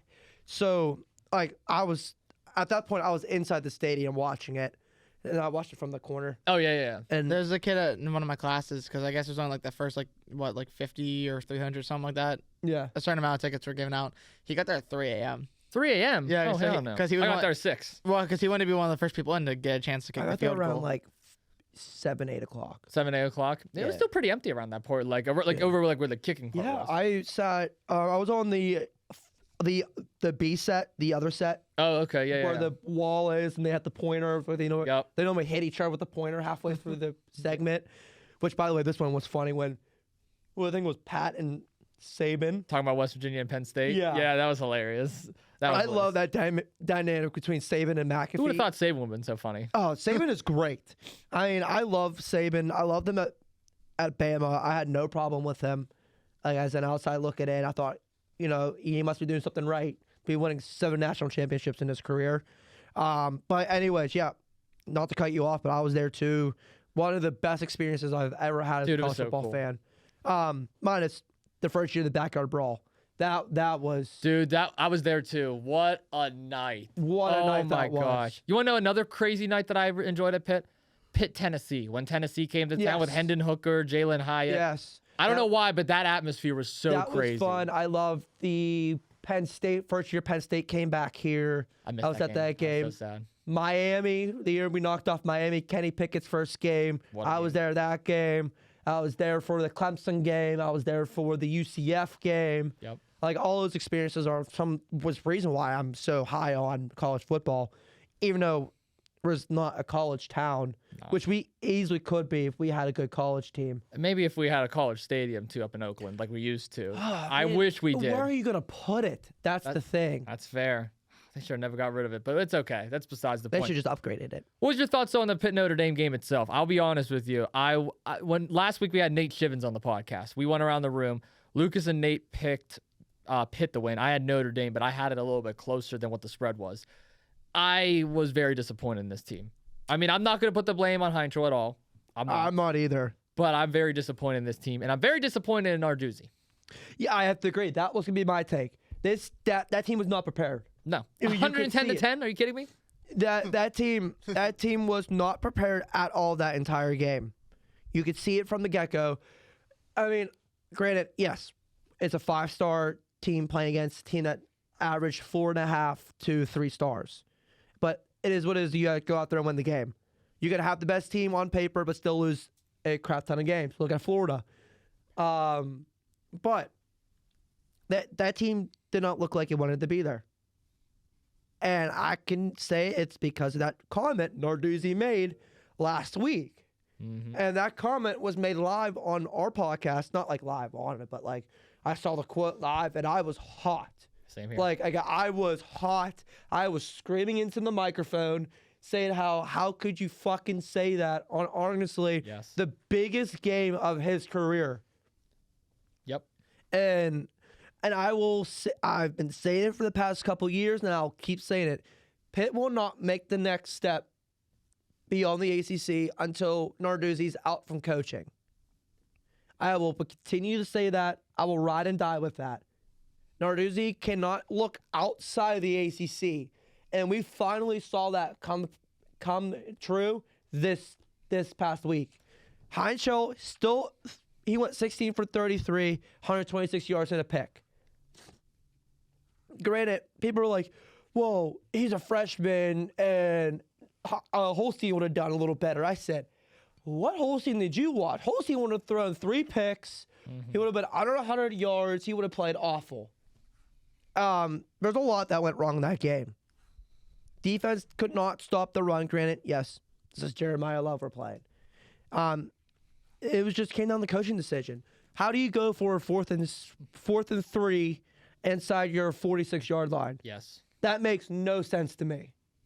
That makes, like, I'm sitting there, I'm thinking, what are you doing? What are you doing? It wasn't kick a field goal. Punt the ball away. Play safe. You're playing against a top 5 team. Arguably, a team that could win a national championship this year. Yes. And, yes, I am saying that with Ohio State Buckeyes doing what they're doing. They were my dark horse team that went out this year. So, yes, it's unfortunate, but at the same time, like, I knew this was coming. I had the feeling. I picked them to win as an upset just because, I'm a Pitt guy, and I hate Notre Dame. I hate Notre Dame. I'm going to say it one more time. Hate Notre Dame. I really hate Notre Dame. As much as Penn State? No. That was quick. Not as much as Dub V. Oh. I hate Don't Dub. start. Like, so here's the Ravens, here's Dub V. Like, there is, like, a major difference. But, yes, this comes down to coaching. And I'm not even blaming Cade Bell for that performance. Not blame Cade Bell, not blame our defensive coordinator, blaming Narduzzi because he did not get that team ready. So that's how I feel about it. It's a very frustrating thing. Same problem year in and year out. And I think it's time that we move on. And that's the part that breaks my heart to say, but I have to agree with you. I mean, when I saw that announcement, it was Monday, and I was doing the radio show later that day. I played the clip live on the radio show because I was disgusted with the way that you say that, because you're overlooking the competition. I understand, like, the media, I guess you can kind of say, took the question out of context in a way. Oh, he's looking ahead at the ACC games. The ACC games are more important for playoff implications. But at the end of the day, you can't overlook a team in Notre Dame. I mean, what kind of message is that sending to the locker room saying you're okay with getting blown out 110 to 10? It means absolutely nothing. It means something. I mean, the publicity that you're getting, game day is in town. By the way, this was the most watched Week 12 game of all time. Was it? For not game day, and game day's history. Wow. I'll put that out there. I saw that stat yesterday. I follow ESPN PR on Twitter. By the way, great account to follow if you want to know what's going on with the shows. So, I followed that and I saw that. I said, "Oh wow, that's very impressive for a non-SEC team and for a team like Pitt." Wow. Oh my gosh. That's actually really good. But that even adds more onto the point. I mean, the publicity that you're getting out of it, and you send that kind of message, absolutely awful. I'm disappointed in Narduzzi. I will say, looking ahead though, they've got what? Georgia Tech, Miami, right? Yes. Georgia Tech at 7:00 on the road this Saturday, from what I saw. Yes, and Miami is TBD. TBD. I guess we'll end off our Pitt discussion here. Let's go around the room real quick. Lucas, I know you're not a big Pitt fan over there, but I still want your score in a second. Ryan, you set the tone. Pitt, Georgia Tech. Yeah, I'm taking Pitt. Georgia just came off of a loss, and look, Georgia Tech's going to lose another one. What's the score prediction? My score prediction. We always do score for the Pitt games. Oh man, it's not going to be high scoring. 28-21 Pitt. Fair. I don't, because Georgia Tech's a hard-nosed team. Is it's Haynes King, right? Heinchill. Heinchill. No, for Georgia Tech. Georgia Tech. Their quarterback. Their quarterback. I'm looking right now. Sorry. Isn't it Haynes King? He was a Texas A&M transfer. Yes. See, I have some college ball knowledge. Yeah, I keep up a little bit. Yep. I'm actually King. high on him. I like Haynes King. I like him too. I don't see him as an NFL quarterback. No, I don't either. No, I backup at best. I don't see that at all. Third string at best. Yes. In all honesty. Agreed. But I think they're going to lose. I think Georgia Tech's going to lose, but they're going to bounce back against Georgia. I'm calling it now. Oh, okay. What about you, Lucas? I know you're not. You know, I've watched a total of 0 minutes of Pitt football this season. at least you're honest. I'm going to take a 21-16 win for Pitt. Watch him be the one that gets it right, too. Watch him be the one that gets it right. That's going to frustrate me. I'm a little more optimistic. 25-23 Pitt. I think it's going to be a little bit closer. Yeah, I don't think it's going to be a blowout at any point. Would that point. be less optimistic? I'd be the most optimistic. Because I'm the one that's at 21-16. Yeah. Shut the hell up. Shut the hell up. Don't you start with your shit over there. No, because then if I would have said that and that's what you did, you would have been on me. I would have. Yeah, you're right. He would have been. And I would have been on you too, frankly. But I would be not doing justice to anything if I didn't bring it up. We are wrestling fans up here. We are. I'm actually so glad you said that. You knew I was going to transition right into it, didn't you? Yeah, I had a feeling. Wrestling, before we get into actual WWE, I actually have some breaking news. I was actually making a text as we were doing this. I can finally reveal it to the general public now. I am going to be the brand new head commentator for Canadian Deathmatch in Toronto, Ontario, Canada, starting 2026. We just did our first post-production shoot yesterday, actually. Oh, thank you, guys. There we go. Congrats, man. Congrats. Thank you very much. I just got the gig yesterday. We did a post-production shoot actually here at the Media Hub where I called my first ever Canadian Deathmatch. It's essentially ECW, but on crack. Oh, that's great. Canadian wrestling. So it's a bunch of guys beating the hell out of each other, light tubes, glass, the whole barbed 9 wire. yards. Oh, yeah, the whole 9 yards. I just called it yesterday for the first time. Toddy Tondera and I from 880, we actually called it. And it was great. We got some good reception. I got paid today, too, so I'll take that. Yeah, that's the important part. That's the important part. So it'll be coming out soon on DVD and on YouTube. Starting 2026, though, I will be traveling to Canada once a month to do Canadian Deathmatch. So I'm very excited about that. So thank you, CDM, for the opportunity. Yeah, congrats, man. I appreciate that. That's my third company now I work for. Nice. 2 of them in Pittsburgh, 1 in Toronto, which is weird. I've never been to Canada, so this will be. That's cool. Thank you. Get that passport. Cool. I know. I'm getting it next month. Don't you worry. I'm getting it next month. But 880 Wrestling, I'll be on call for this Thursday and next Wednesday for our Thanksgiving show. IWC, Saturday, December 6th. I have all the ticket links in the description. Outside of that, though, let's talk some mainstream wrestling now. Yes. I want to move over to the WWE. We're all big wrestling fans here. Lucas and I grew up together watching wrestling. That's actually kind of what sparked our friendship, was professional wrestling. That's fun. And we went to our first Raw, and you'll like this, Ryan. Our first Raw that we went to together was Finn Balor's debut on the main roster. Oh, no shit. I've been to Raw a couple times before him, but our first one together as friends was Finn Balor. That's a very fun one to go to. Very fun one. We were both hype. It was such a good time. But John Back Cena, whenever he had a good theme song. Yeah, don't even get me started. I miss his theme song. Yeah. Same here. So, whoa, yeah. But John Cena, in my opinion, the greatest of all time. Yes, agreed. Not even arguable. He is the greatest of all time. The GOAT is currently on his retirement tour, which I'm going to cry heavily on December 13th when that happens. We have the Last Time Is Now tournament. I didn't understand the concept of it at first, but I love the way he's going about this now. There's some talent that he's had history with. There's some surprises. There's some young up-and-comers, even some NXT stars in it. That recent one, I can't remember his name right now. Javon Evans? Yes, he looked very good against Love Gunther. Javon Evans. Mm-hmm. I'm going to go around the room here, guys. What's our thoughts on the John Cena retirement tour, and who should be the final opponent? I feel like this is a good way to end things off today. Final opponent. I can start if you. Go ahead, start us go off. ahead. I have to think about I was it. gonna say you looked like you were about to start thinking. I didn't want you to rush it. No. So I've kept up slightly with this tour. Wrestling, is something it's hard for me to watch because whenever it's on, I'm at work, so I usually can't watch them. But I have kept up with this tournament a good bit. I like it so far. It's a cool concept. It sucks that they'll probably never use it again, or else everyone will just say, "Why are you just using this format again?" Even though I think it's one of the cooler formats that WWE's done in a very long time. Mm-hmm. I will say it's kind of disappointing. I'm one of those fans. I know Austin, you disagree with me on this because we talked about it off camera. I kind of wish that some of his people he actually had rivalries with would have kept in longer. Everyone he had history with is already out of the tournament pretty much. At least a lot of history with. Except Sheamus. Yeah, except Sheamus, but him and Sheamus kind of looked like they teamed up, so I highly doubt it's going to be against Sheamus now. That would just feel weird to me. I don't know. It could be, though. It'd be cool if he lost the belt to Sheamus, because then Sheamus would also be the, what do they call it? Intercontinental champion. Well, no, because that'd be Grand Slam. Grand Slam. Yeah, that's all he needs. He would be a Grand Slam, too. So that would be a cool way to give it to Sheamus, but I personally don't think that's going to happen, because that'd be too perfect. I liked them bringing back Dolph Ziggler and Zack Ryder, although I don't like how they brought back Zack Ryder because they brought him in as Matt Cardona a week before, and he also said that Zack Ryder's dead, and then they made him be Zack Ryder. What a guy Matt Cardona is. So I think it's a little stupid how they brought him back, but I did that was a good match. And honestly, it's kind of funny because Matt Cardona and LA Knight look very similar. They look very similar, Yes. and their careers are very similar, I feel Very similar. Yeah. So that's pretty cool. I actually like that LA Knight advanced. Once again, I would have liked to see maybe Zack Ryder advance, but it was against LA Knight. Dolph Ziggler versus Solo. Once again, I wish Ziggler would have gone through because the only history really Solo and Cena have is WrestleMania whenever Cena came out and stuff. Yeah. There's practically zero other history there, and I don't think Solo's going to make it any farther in this. So it almost seems like a wasted win. I feel like you could have made Dolph win and then Dolph lose in the next round. And I think that would have got the fans more into it. And then Gunther and Javon Evans looked great. That was the match I saw the most of. I really haven't kept up with most of the other matches, just who's actually wrestling and who won and stuff.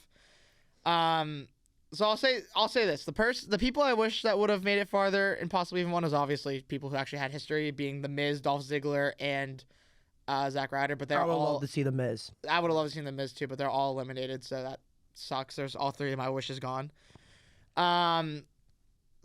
Who do I think there's two people left that I like. I like LA Knight and I like Gunther. Who do I want to be the final match? LA Knight. Who do I think it's going to be? Probably Gunther. Okay, here's where I am going to break apart from you. I actually am glad that a lot of the former rivalries are out, and I think John Cena would also agree with that because John Cena's entire concept of Saturday night's main event this year, he made it intentionally clear on Monday Night Raw. He wants to give back to the next line of superstars. He wants to showcase the NXT guys that are up and coming, the younger guys on the main roster. That's why we're going to see NXT versus main roster at Saturday's night's main event, along with Cena's retirement match. So much fun to watch that whole event. It's going to be such a great night. I'm hoping I'm not working that night, so I will be taking off.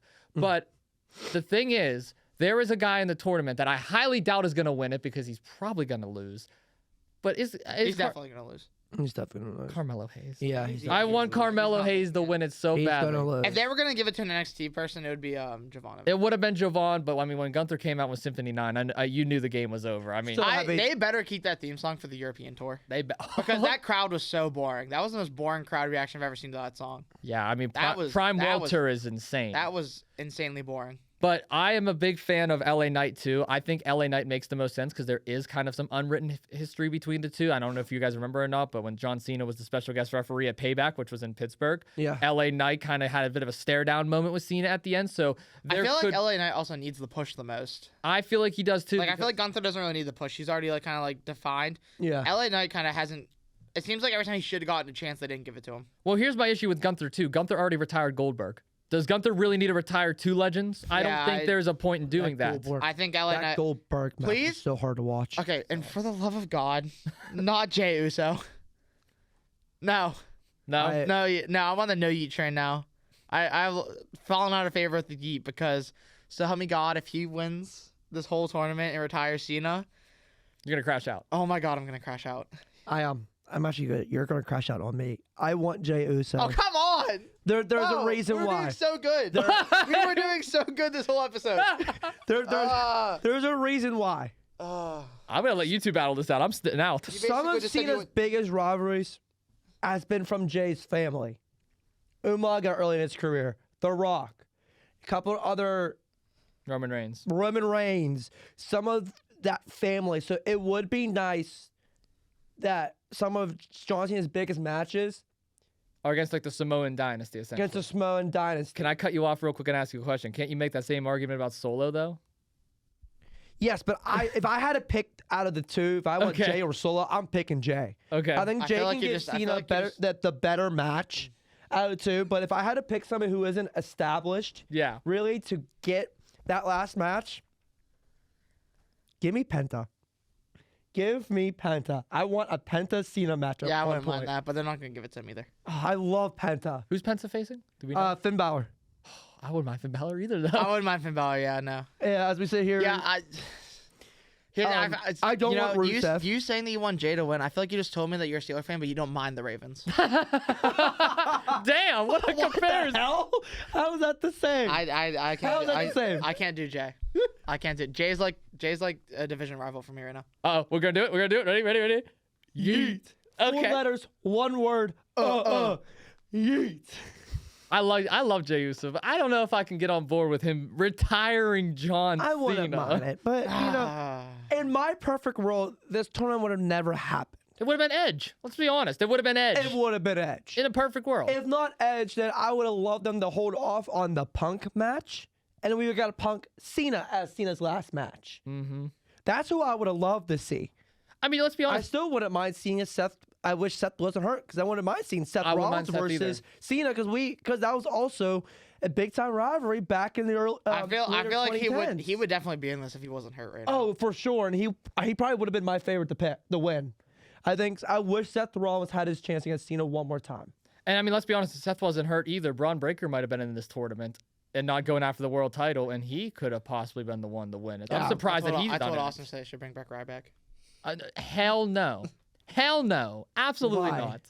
No, I was on your side with Jey Uso over there, Lucas, but no, not Ryback. No. It's awful. Absolutely. I don't want to lose CM Punk again. Please God, don't do that. Yeah, please no. I'm Punk's coming around now.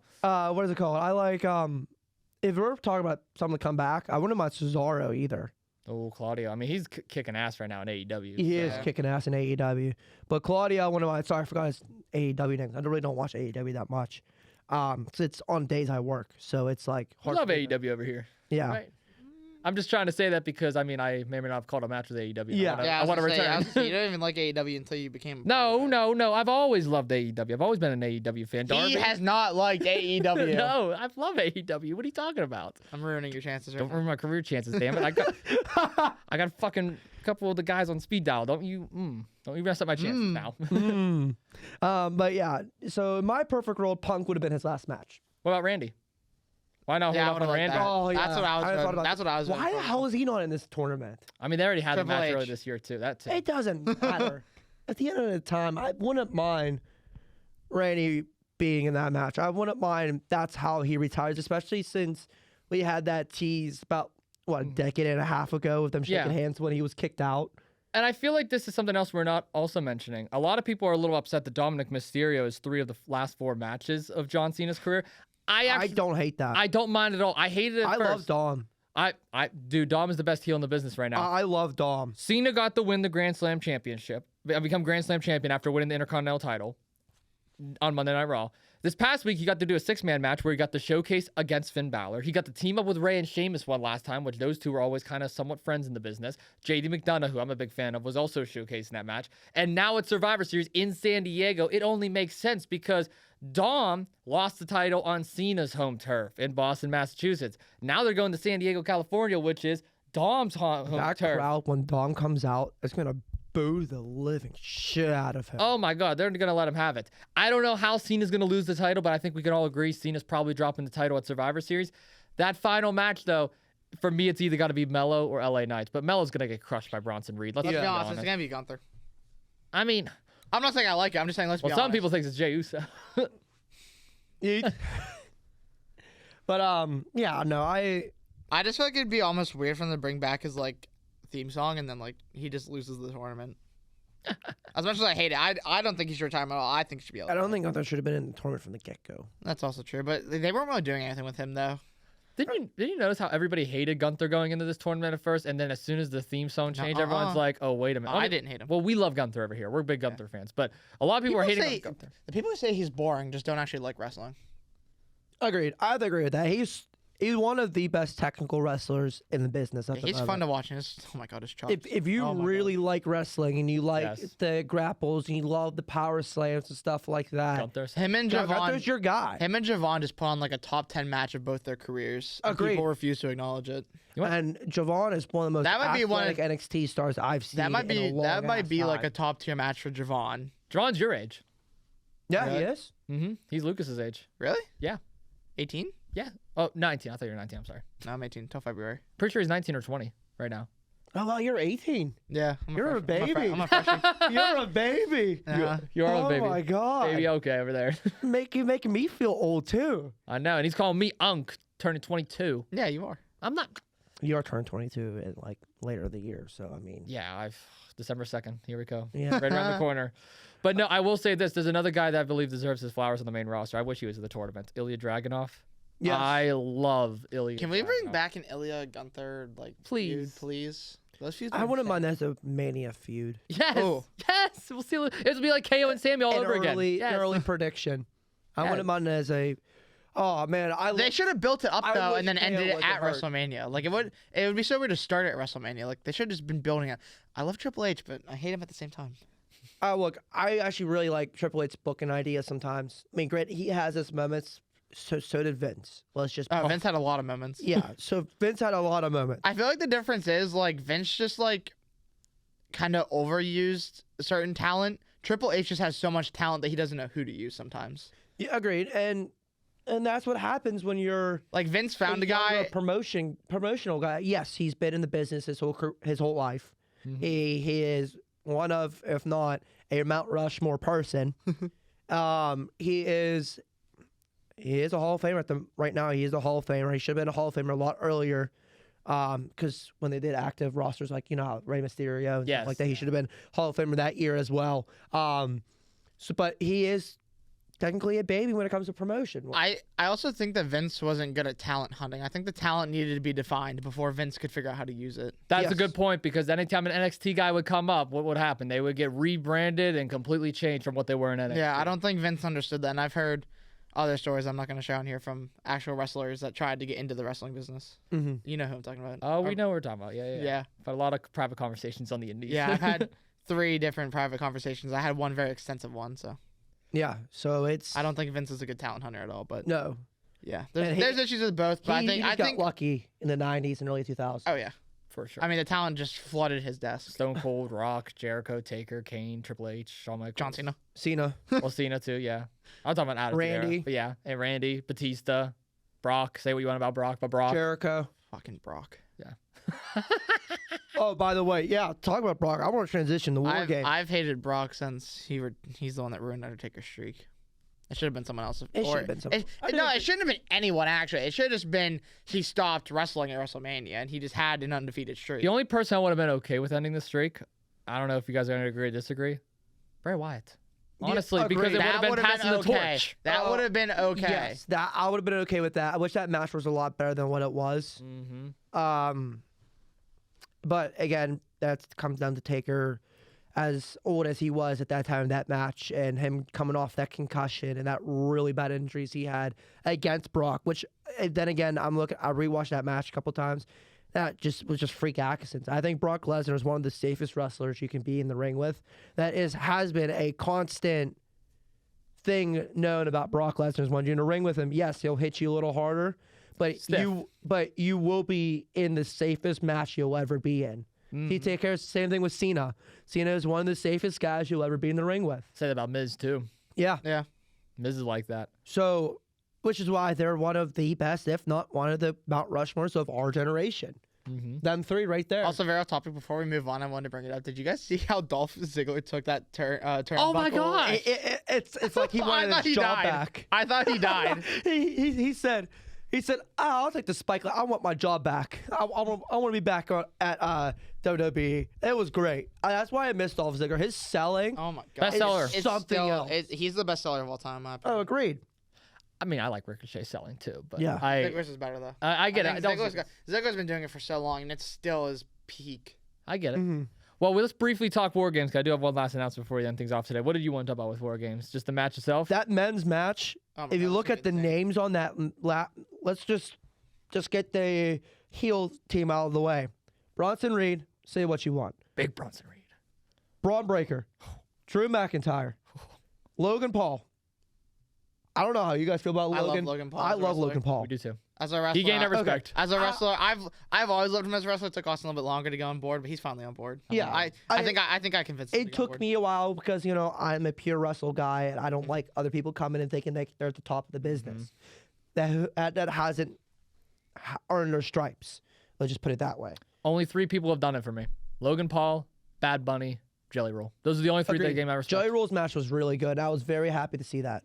But anyways, and then you top it off with Brock Lesnar. Yep. And then look at the other side.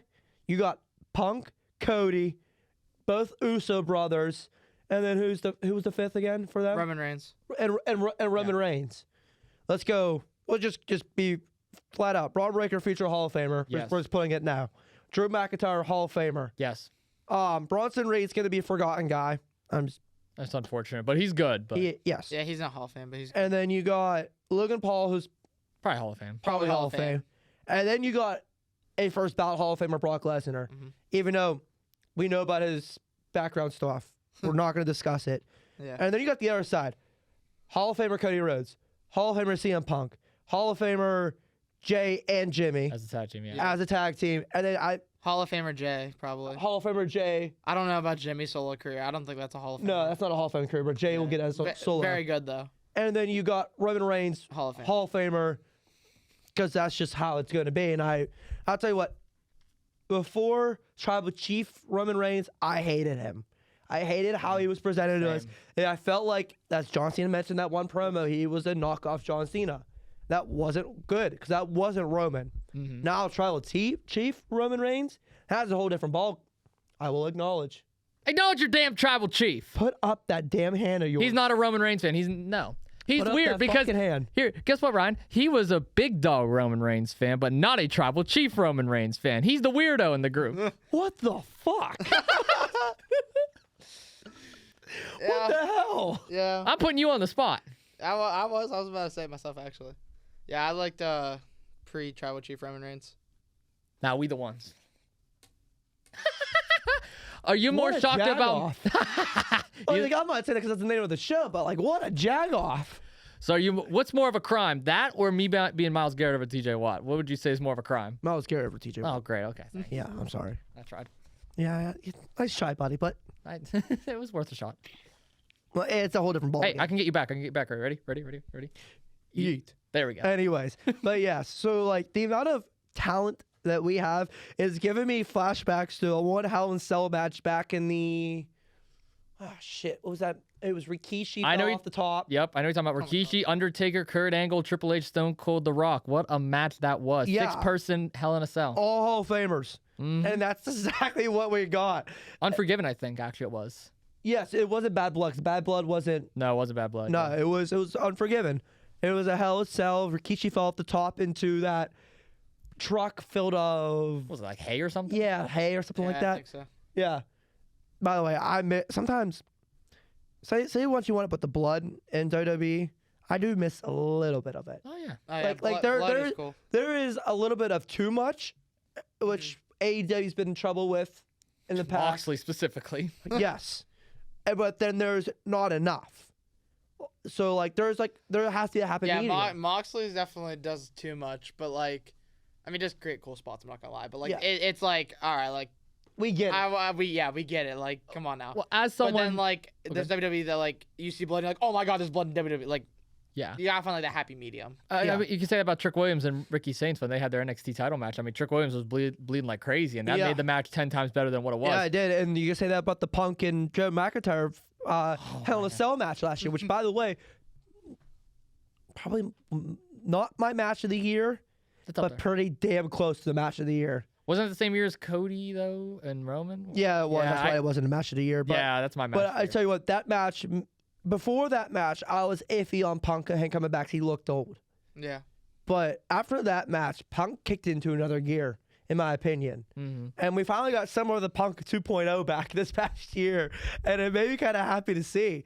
And I'm happy to see that we're starting to get a little more of Punk back in Punk form. And now with AJ Lee back too, by the way, we're kicking to the women's side of the world. When I saw AJ Lee coming back, I dropped to my knees because I was so happy. I cried. Yeah. I will admit it, as a 22-year-old man, I cried. I shed a couple of tears. Don't shake your head. It's AJ Lee. It's AJ Lee. Now. This guy's disrespectful. My childhood celebrity crush was AJ Lee. I'll admit it. I'll admit it. It was my crush back in the day. Mine too. It's everybody's. Don't act like it wasn't yours either, Lucas. No, he's a Nikki Bella fan. I was at the time, yeah. That makes sense. I can see that. I pick up where you're coming down. So, yeah. I pick it up. But anyways, yeah, it was. By the way, she doesn't look half bad, too, for coming back. No, I like her heel run. Really, very entertaining. She looks the exact same. Yeah. But unlike her sister who came back and, like, tried killing everyone, including herself in the ring. Yeah. Poor Liv Morgan. My God. Yeah. I can't wait for Liv Morgan to come back. Same. I'm so excited, especially now with AJ Lee. The promos coming out of that feud that we all know is going to happen. Yes. I can't wait for it. I also can't wait for AJ Lee and Alexa Bliss. Yeah. Oh, that's a dream match. Yeah, that's a literal dream match. Yeah, that's a dream match too. AJ and Liv is too.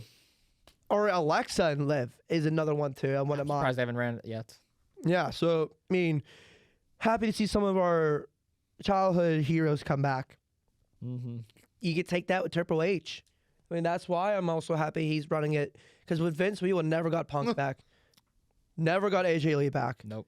Probably would not get Alexa Bliss back for what she went through coming back. Probably wouldn't have got Zack and Ziggler back for that appearance I was either. about to say that having this tournament the way it is. No, Cena would have been a one-off match for his final match. I think Vince just whenever the final boss. Whenever people left the company, I feel like it was a broken relationship. I feel like Triple H is people are willing to repair it now that Triple H is. I feel like people are just tired of Vince, and especially if you worked with him, I feel like people just had issues with him. And Triple H, what also helps is Triple H is a very involved father, which we all know. Yes. So he has a different aspect on life than what Vince had. I'm not saying Vince wasn't a great dad because we don't know that for hearing it, but Triple H has a different mindset that Vince has. It's a more forgiving mindset, which helps when you're not your hand in every single thing in the business. It's nice when you have why am I forgetting his first name? Nick Khan. There it is. Finally, Nick Khan in your in your back pocket to help you out with the business side of everything. Which, by the way, without Nick Khan, WWE would not be at where it's at now. I couldn't agree more. I love Nick Khan. But anyways, the aspect of everything else, Triple H is just, I think he's easier to talk to, and you see that. I mean, look at how McAfee talks about him, and McAfee doesn't hold anything back. You rarely see McAfee talk about Vince now, and I think that stands to attest for where wrestling is now. It is. And you got to remember, Triple H brought McAfee in too originally, the NXT, and then that's when Vince was sold on him and started using him more on the main roster. Agreed. I will say this, though. There was a name that actually just kind of popped into my head as we were ending things off today. Wouldn't it have been funny if Austin Theory was in this tournament? Where the hell's Theory at? You guys Theory Isn't he hurt? He's cleared now. Man. I'm iffy on Theory. He's a good seller, too. I never really watched much of Theory. A-Town Down? No. It's just, he has not found a gimmick that I think he likes. No. I mean, the selfie gimmick was the closest thing he had. That was kind of ridiculous. I thought that was stupid. I thought his thing with Grayson Waller was stupid. Love Grayson Waller, by the way. W. Grayson Waller. I love Grayson Waller. He better be champ by next year. Yes. But I don't like Theory. I think that they're trying too hard with him. He can't figure out what he needs to be, and I think this might hurt him. They need to send him back down to NXT, my opinion, and let him grow some more in NXT. He needs a real NXT title run, too. Yes, he does. I would love a feud with him and Ricky, him and Oba, him and even Trick. Yeah, I don't think there's a real spot for him on the main roster. I think the main roster's pretty defined now. It's going to be hard to fit new people. I can't wait for that name to come up. Mm-hmm. Trick Williams. Trick Williams. What? I'm waiting for Tony D'Angelo to get to the main roster. Oh, that too. I'm like salivating for Trick Williams to come up. Whoop that trick. Yeah, like because like I think right now where the roster is at, there could be a real spot for him. Not up on the main card, but like in that middle card area. Oh yeah. Battling with some of the mid card guys, like there could be some real good stuff right there. Yeah. I could see him feuding with like Damian Priest and Yes. Aleister Black, Yes. LA Knight. Like I Where's could see Aleister Black been? Like holy shit, I really need a good feud with him. Yeah. Oh, I didn't even realize he was with WWE right now. I do like how they put him back with Selena Yeah, Vega. and that's how it should be. That's how it should be. Husband, wife. I mean, like, Yeah, they got the chemistry. Give Selena something to do. So Oh, so they did resign her then?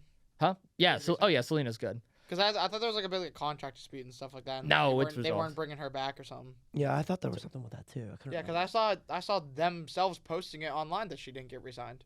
Yeah, they were, but they're good now. They're cool. But Well, good. Yeah, I think you good. Yeah, I was about to say, I do appreciate you so much for coming on the podcast today, man, Ryan. this has been a blast. We're about to hit like what an hour. Hour 46. Yeah. 446 raw without editing or anything like that.